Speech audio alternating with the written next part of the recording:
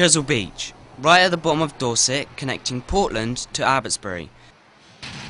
A phenomenal beach as it's the largest tombolo in the UK, stretching 8 miles across the western coast of South Dorset. As a result of this remarkable structure, this lagoon is formed, the Fleet Lagoon, and that is why I am here.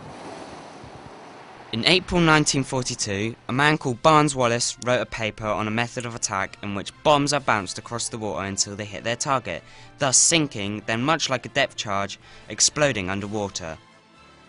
Wallis then explained how this method of attack would prove useful against enemy hydroelectric dams and enemy boats that had moored in calm waters.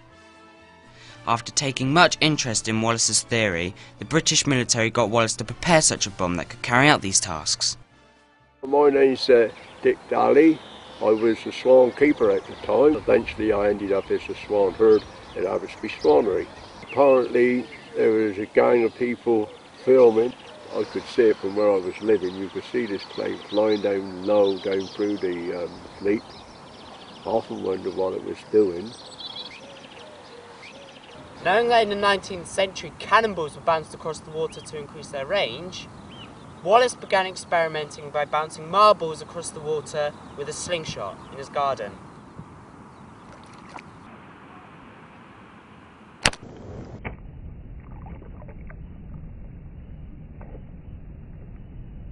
Tests then began here at Chisel Beach.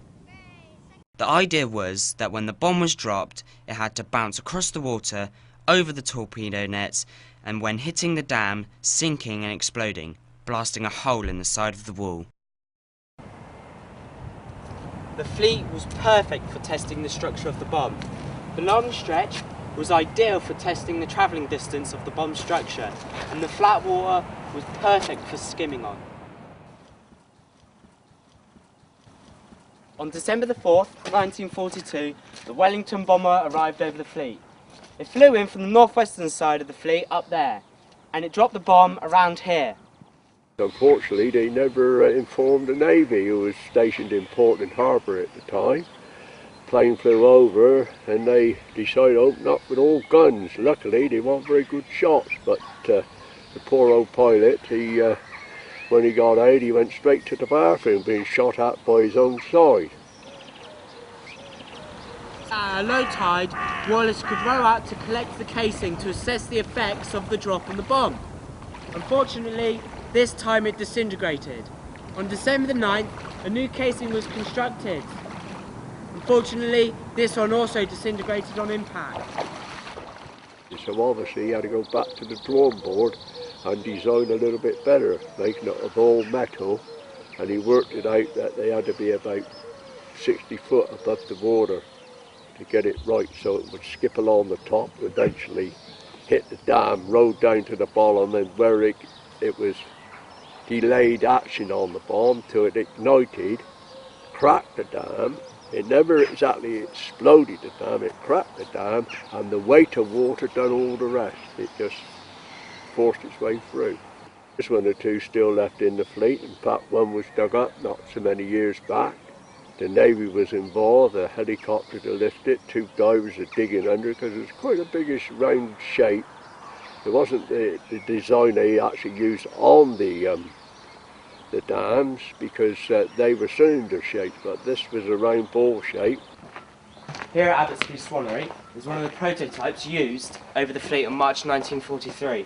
As you can see by the dimples in it, it's shaped much like a golf ball. Well, I was here in 1992 when they actually got the prototype, this particular prototype out of the fleet. There were a number, apparently, but this one was removed by the Navy, the Army and Portland Museum and the Strangways Estates that own the Swanery and the fleet.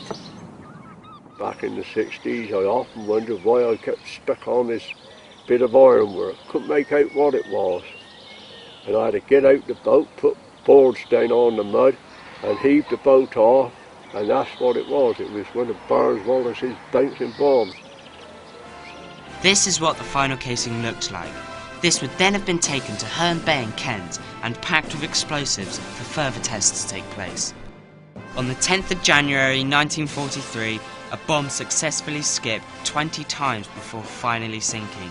On February the 5th, it was confirmed that they could bounce a bomb over 1,000 metres and remain intact.